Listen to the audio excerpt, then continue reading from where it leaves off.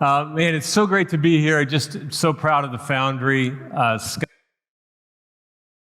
Around here, I don't know, probably 10 years ago, which I have no idea how that's possible, and prayed and dreamed about maybe what could be here, and many of you and others who aren't in the room right now or those watching online.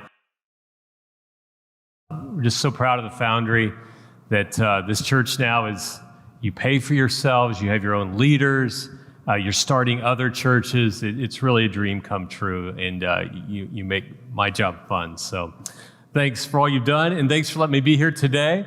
I'm happy to have my wife Jennifer here with me today, and my youngest son Niles is here, who's going into 8th grade. I have another son, Lucas, who just graduated from high school, and we're trying to figure out getting ready for college in a few weeks. And then I have an older daughter, Tori, who is 23, and she lives in Phoenix, Arizona now. So I can tell stories about her, and she can't even be upset about it, right? Because she'll never know. I want to begin today by telling you when Tori was 1. So we're going back in my memory bank just a little bit. When Tori was 1, she had a bad habit.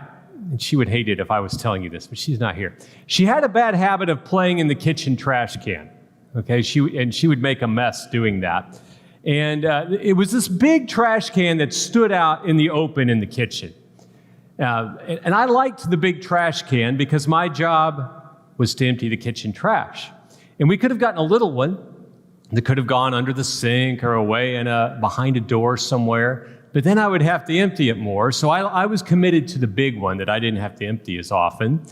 And therefore, my daughter, Tori, was able to get into it, lift the lid, and play in the trash. Well, I decided this was going to be my first big parenting success, that I was going to teach 1-year-old Tori not to play in the trash. Totally selfishly motivated, but I was going to overcome and teach her this lesson. So you can imagine how this went, right? Those of you that have kids or are around them. One day I was walking out of my home office, and I could see down a long hallway to the kitchen. And I could see the subject trash can. And I could see my 1-year-old daughter, wearing nothing but a diaper, streaking across the room, heading toward that trash can. She couldn't see me. I was way back behind her, but I could see her. And I was watching to see what would happen. And if you know her, you know what happened. She went straight for the trash can, undeterred by anything I had said, lifted the lid and put her arms into the trash. And then I entered the room. And I decided this is going to be my big first parenting moment of teaching a child what they should and shouldn't do. So I gave a very stern lecture to my 1-year-old daughter about how we don't play in the trash, just like I told you before. And when you think nobody can see you, your parents always can see you because we're magic like that. It was a beautiful speech. You would have loved it. And I went on and on and on. And of course, she turned around, being all cute, wearing nothing but a diaper, burst into tears, but I wasn't going to fall for it, and I kept going with my lecture until I noticed something that made me stop. I noticed in her hand what she was holding, and it wasn't something she had pulled out of the trash. It was a neatly wrapped up but used diaper. Her mom had changed her diaper in another part of the house and had asked her if she would take the diaper and throw it away to help out. And she was obediently doing that, and I came in and confronted her. So that was what I thought would be my first big parenting success, turned into my first big parenting failure. And I had to, that day, get down low in the eyes of a 1-year-old, and I had to say, I'm sorry. I was wrong. You were right. Please forgive me. Now, that's not the only time I've ever had to say that to one of my kids, but that was the first time, and I'll never forget it. I'm wrong, you were right, I'm sorry, please forgive me. Now, fortunately, as it turns out, 1-year-old girls are pretty forgiving about things like this, and life went on, and we both learned a little something that day, especially me. So today we are going to be talking about, as we continue this series, The Heart of Jesus, about the topic of forgiveness, but from maybe a different angle than we're used to. And that's why I've called this the flow of forgiveness, and we'll get into that in just a moment. But if you've ever had to interact with other people, this topic might be relevant, right? If you live with a significant other, or with a kid, or with a parent, or with a roommate, or even if you live alone, but you go to work or school, or you go shop, if you're around other people, eventually this topic will become relevant, this idea of the flow of forgiveness. So let's look at this interaction Jesus had as we talk about the heart of Jesus with one of his disciples, Peter, who came to Jesus, Matthew 18, verse 21, and asked Jesus what seemed like a pretty simple question. Peter came to Jesus and asked, "Lord, how many times must I forgive my brother or sister who sins against me?" And he's using brother or sister generically here, right? How many times do I have to forgive anyone who sins against me? Up to 7 times? Now, that's an interesting question that Peter asks. He throws out a number, 7 times. Where did that number come from? Well, I think it all depends on what lenses we're looking through, how we might answer this question. Well, like honestly, if you catch me just in a reactionary moment, the honest answer I might have to this question is 0, right? I mean, let's be honest. Somebody does something that really upsets you, you don't even think, you just react. You act in a non-forgiving way. That's kind of the normal attitude we have until we grow a little bit. Then I think we take off those reactionary lenses and we put on what I would call our noble lenses, and we decide everybody should get a mulligan, right? Everybody should get a second chance. So we might answer this question, how many times do I forgive somebody that does me wrong? 1 time, right? I'll give you a break. I'll give you a mulligan. You know the old saying, fool me once, shame on you. Fool me twice, shame on me. That kind of attitude, right? I'll give you 1 chance to mess it up. Now, at the time Peter asked this question, there were religious teachers at the time who were teaching about this, and they were giving a different number. They were giving the number 3. They were saying if somebody does you wrong, you should forgive them 3 times. I think they were wearing what I would call my spiritual lenses, right? That you're going to go over and above. You're going to risk being taken advantage of just a little bit, and you'll forgive somebody up to 3 times if they do you wrong. And I think Peter was familiar with that, so he goes to Jesus and says, how many times do you say? 7 times? Now, the number 7 is a symbolic number. It's a number that perhaps Peter was trying to sound spiritual by using that number. My take on this is Greg Hubbard's take. You can disagree, and it's fine. My take on this is Peter was wearing his self-righteous lenses when he asked Jesus the question. He was like, I know these other teachers are saying 3 times, but I'm hanging with Jesus, so I'm going to try to make it sound better. And he suggested 7 times. How's that, Jesus? 7 times. Am I good? And Jesus wants to change Peter's whole way of looking at this topic. He wants to change his lenses. So in the next verse, hey, we finally got to the second verse. We're flying now, right? Verse 22, Jesus answered, I tell you, not 7 times, but 77 times. Whoa, that's not what Peter or anybody else was expecting to hear. This is an answer designed to change our lenses radically. Some people think that these original words that somebody's translated into English and put in our Bibles should have been translated, instead of 77 times, should have been translated 70 times 7. So these are big numbers, right? I went to seminary long ago. Later on, I went to law school. We didn't have any math in either program. I highly recommend them both. But I think 70 times 7 is 490, right? 490. Jesus answers either 77 or 490, and I can just see Peter sitting there trying to figure this out, thinking back to people in his life who he's been around for a long time who have done him wrong many times, trying to figure out if he still has to forgive them or not. And yet I think we know that's not the point of Jesus' answer. I think Jesus was trying to show Peter something different.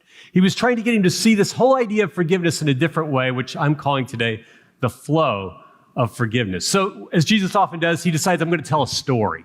I'm going to tell Peter a story to try to get him to understand this in a new way. And that's what we get in the next verse, verse 23. I'm going to read this story in the Message version of the Bible, the Eugene Peterson translation. It's because I think it makes it easier and more fun. We'll have that up if you want to follow it that way. But here's the story, verse 23. The kingdom of God is like a king who decided to square accounts with his servants. As he got underway, one servant was brought before him who had run up a debt of $100,000. He couldn't pay up. So the king ordered the man along with his wife, children, and goods to be auctioned off at the slave market. The poor wretch threw himself at the king's feet and begged, give me a chance, I'll pay it all back. And touched by his plea, the king let him off, erasing the entire debt. The servant was no sooner out of the room when he came upon one of his fellow servants who owed him $10. And he seized him by the throat and demanded, pay up now. And the poor wretch threw himself down and begged, give me a chance, and I'll pay it all back. But he wouldn't do it. He had him arrested and put in jail until the debt was paid. And when the other servants saw this going on, they were outraged and brought a detailed report to the king. And the king summoned the man and said, you evil servant, I forgave your entire debt when you begged me for mercy. Shouldn't you be compelled to be merciful to your fellow servant who asked for mercy? The king was furious and put the screws to the man until he paid back his entire debt. That's the story Jesus told. Let me make it even more simple as I review it. It's a story about a big guy, a middle guy, a little guy. Or we don't have to, it could be ladies too. Big guy, big lady, middle lady, little lady, however you want to say it. Big guy, middle guy, little guy, and middle guy owes big guy. Let's take this all the way. Let's say he owes him $1 million. He owes him so much money he could never pay him back. Maybe somebody in the room could pay back. I couldn't. I have a mortgage. I have a kid going to college. If I owed you $100,000, I doubt I could pay it back, even if you gave me the rest of my life. But we'll say $1 million. A debt so big he couldn't pay it back. And big guy is going to have middle guy thrown into debtor's prison. Different than our society. You would file for bankruptcy in our society. But in that legal system, you could actually go to jail until you could pay back a debt. So big guy's going to have middle guy thrown into basically debtor's prison until he could pay it back. The middle guy begs, says, give me time, big guy, and I'll pay back your debt, which I doubt he could have ever done. And big guy sees middle guy's situation. And he feels for him, and he has mercy for him. And he says, you know what? Not only am I not going to throw you in debtor's prison, but just forget it. It's forgiven. You don't have to pay it back. Well, no longer does that happen to middle guy, that he goes out and he sees little guy who owes him $10. $10. Think about that, $10. The poorest person you know probably could pay you back $10 if you gave them enough time. Probably. If you gave them enough time, quarter at a time, they could pay you back. He sees this guy owes him $10. He says, pay it back now. And little guy says, I can't right now. Middle guy says, pay it back now or I'll have you thrown in prison. He has him thrown in prison. He grabs him by the throat. Now that might sound crazy at first. How could middle guy do that to little guy after what big guy did to middle guy? But perhaps if we're honest, or maybe this is just me talking here, I kind of do get it. I kind of get it. Middle guy just was let off the hook by big guy, but he's a little bit anxious about the whole situation, right? He's a little bit nervous about what just almost happened to him. He sees little guy, instead of thinking about the whole situation, he just reacts. And he doesn't show any mercy to little guy. Well, as the story that Jesus told goes, big guy finds out how middle guy treated little guy. And when big guy finds out how middle guy treated little guy, big guy has middle guy thrown in prison until he can pay off the debt. Now, that's the story that Jesus told to help Peter change his lenses of how he understands the flow of forgiveness. And I think the point maybe is this, if I had to sum it up. I think the point is that middle guy built a dam. Middle guy dammed up, if I could say that, the flow of forgiveness that had come from big guy to him. He wouldn't allow that same flow of forgiveness that came to him to continue flowing on to somebody else. And Jesus was trying to change Peter's lenses and how he understood all of that. I actually wish we could stop there. I wish that would be the end of today, because there's one more verse that if I'm going to have any integrity, I need to share with you in this section, verse 35. And it's a verse, well, let me read it first and then I'll comment.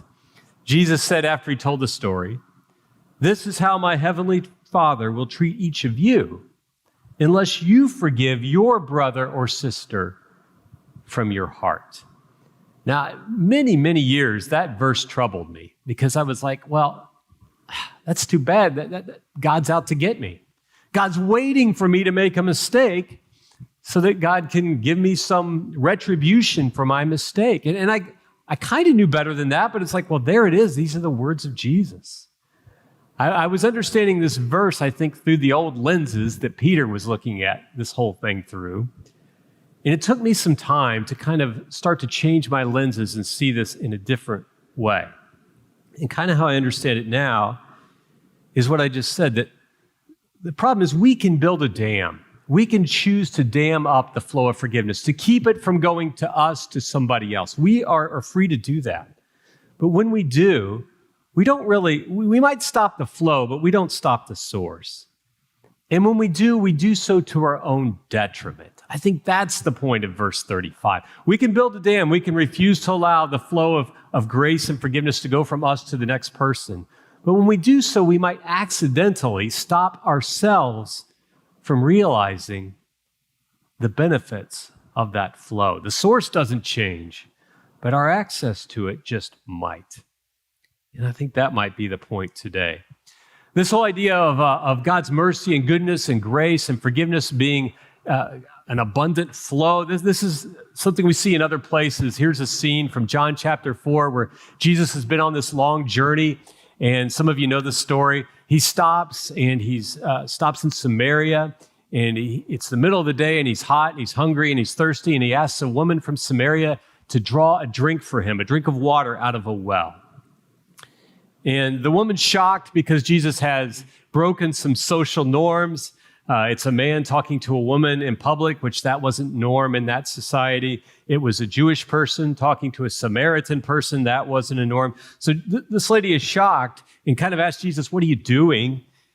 And Jesus says back to her, "If you would have asked me, I would have given you some living water to drink, or some flowing water to drink." And he goes on to say, "But whoever drinks the water I give will never thirst. Indeed, the water I give will become a spring of water welling up to eternal life." Wow. Jesus uses this image of an abundant flow that is available to us. Here's another scene. Have you ever been to Niagara Falls or seen it on TV or seen it in a movie or in pictures? I remember I took my kids several years ago, many years ago now, to Niagara Falls. And I remember going over to the Canadian side and going up to a place where the Horseshoe Falls, where you can stand pretty close from maybe here to here. There's a railing. And right on the other side of that railing, thousands of gallons of water per second. I didn't believe that the first time I read it, but it's true. Thousands of gallons of water per second are flowing over Niagara Falls, and you're not very far from it. It's an image of abundant flow, of an abundant source flowing to somewhere else. We also that day went on the Maid of the Mist tour, which I'm sure you've probably seen pictures of it, or maybe you've done it, where you go downstream a little ways and you get into a boat and they give you these famous blue rain ponchos to wear. And if you want to get wet, you stand kind of toward the front of the boat. And if you don't want to get wet, you try to hide in the back of the boat. And the boat slowly approaches this abundant source, Niagara Falls. And from my memory, the boat never even gets up to the falls. You're not even really that close. And yet the mist from the falls just soaks you if you're willing to stand in the front of the boat and have fun with it. You just become drenched. And you're so wet, even though just from the mist of these falls, that if you go back to the back of the boat, and if you were to go reach out to somebody who is still dry in the back, they would get wet just from being near you. That's how abundant this is. And I think that's the exact image here of what Jesus is trying to show Peter. That if you're exposed to the abundance of God, if you're exposed to this flow of forgiveness, you're going to get soaked. You're going to get drenched. And really, your job is just to drip, just to allow the flow to come through you. That's the idea here. It's really nothing more than that. We can't build a dam and stop it. We might do so to our own detriment. Because the flow doesn't start with us. It's not about, can I produce enough in order to forgive this person next to me? It's more a matter of letting the abundance flow through us. Now, anytime I talk about this topic, I think it's important to kind of give a little bit of a disclaimer. If you're here today or if you're watching online, chances are in a room this size, there's some of us who have been hurt in ways that are not trivial. And this whole idea of the flow of forgiveness may not be quite as simple as I'm up here making it sound. You may have been in a situation where there was somebody who had power over you, and they took advantage of that power, and they hurt you in a way that just wasn't appropriate, in a way that left some deep scars that have to be healed over a long period of time, maybe that have impacted your entire life. I just want you to know that I don't know who that might be among us, but you're seen. You're appreciated. We know that even as we talk about this topic. And in fact, I would say perhaps this topic may be even more important for you, even though you may have to draw some hard boundaries, even though you may have to remove yourself from some situations. there comes a point where this whole idea of forgiveness is going to be important even for you. There's a book that was published several years back called The Shack. Some of you may have seen it. There was a movie that came out in 2017 about this book.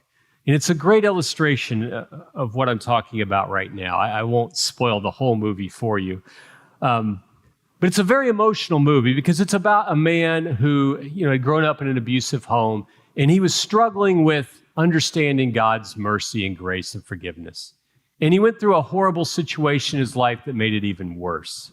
And again, without sharing too much of the story, I'll just give you a little bit of a spoiler for those who haven't seen it. But his young daughter, throughout the early part of the movie, they help you to fall in love with this young girl. She's very cute and very smart.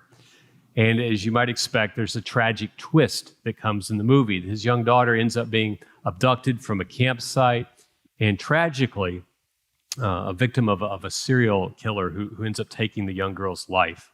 And the movie is about the father's struggle to deal with this, about his struggle to deal with God in a world where things like that happen, about his struggle to deal with the loss of his daughter and the tragedy of it, and about even his struggle to eventually, after a long time, come to a point of thinking about forgiving somebody who had done something more awful than we can imagine. He goes back to a shack in the woods, and in the shack is the place where his daughter's life ended. He goes back to a shack in the woods to do kind of a spiritual inventory, I guess you might say. And he has a bit of a vision, and he ends up running into God in that shack. But God appears in several different forms. Different people represent God in the movie. And after a long struggle of him trying to come to grips with everything that's happened and trying to deal with the idea of the flow of forgiveness, he eventually comes to a point late in the movie where he is ready to try to offer forgiveness to somebody who did something so horrible, so unimaginable that we don't even want to go there. And one of the God figures is walking him through this. And he eventually remarkably gets to a point, after a long struggle, this is not a trite movie at all. After a long struggle, he gets to a point of actually being ready to say the words, "I forgive you," in reference to the person who had done this horrible thing. What I love about the movie is what happens right after he says the words, "I forgive you," because I'm a bit of a cynic, and I'm sitting there saying, yeah, right. Right after he says the words, "I forgive you," he says to the person who represents God, "But I'm still angry. But I'm still angry." And to which the figure that represents God replies, "Of course you are. No one lets go all at once. You might have to do it 1,000 times before it gets any easier. But it will. Of course you're angry. No one lets go all at once. You might have to do it 1,000 times before it gets any easier. But it will." When I hear that, I hear maybe even another meaning behind Jesus' words about how many times we forgive our brother or sister.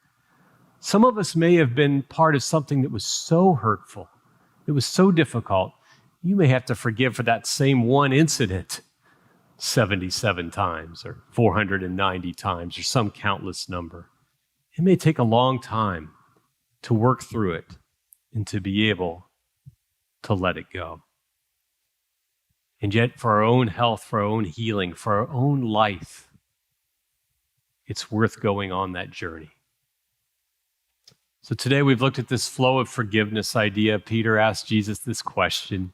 I don't know if Peter knew what he was getting into, but he came to learn the heart of Jesus just a little bit when he asked this question about how many times do I forgive a person when they sin against me or when they do me wrong? He thought he would impress Jesus by saying 7 times instead of the common 3 times. And Jesus decided to risk trying to change Peter's lenses, trying to change our lenses of how we look at forgiveness, to see it a whole different way, to understand the abundant love and grace and forgiveness that has come our way. To realize we can build a dam if we want. We can stop it from going to others. We're free to do that. Sometimes when we do that, we hurt ourselves just as much as we do those around us. Well, as I wrap this up, I want to share a quote from Ilia Delio from her book, The Hours of the Universe. This quote, I just found it this week, and I'm still wrestling with it too. So this is kind of the deep end for a moment, so I'll give that disclaimer. But this is the last thing I'm going to talk about. So if it's worth the effort to try to wrestle with this quote a little bit. I really like it. It's a series of quotes from the book. But I think it kind of sums it up because the flow of forgiveness isn't just for you and for me and for the people around us who do stupid things. The flow of forgiveness might be the only hope we have in the world right now. If you're concerned about the mess of the world around us, and I am, I'm concerned. I could list all the things, you know the list, of the things happening right now that have me deeply troubled and concerned.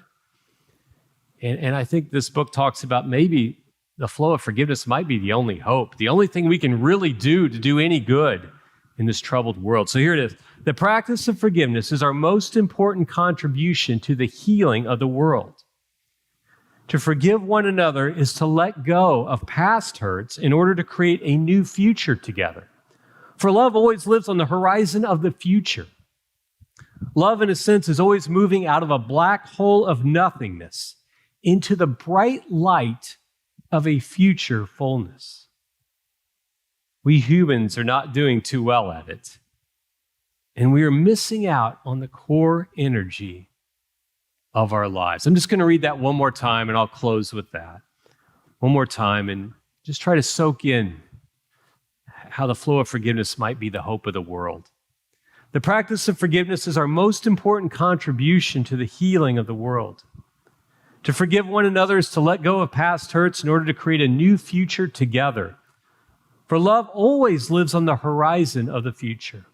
Love, in a sense, is always moving out of a black hole of nothingness into the bright light of a future fullness. We humans are not doing too well at it. We are missing out on the core energy of our lives. Let's pray.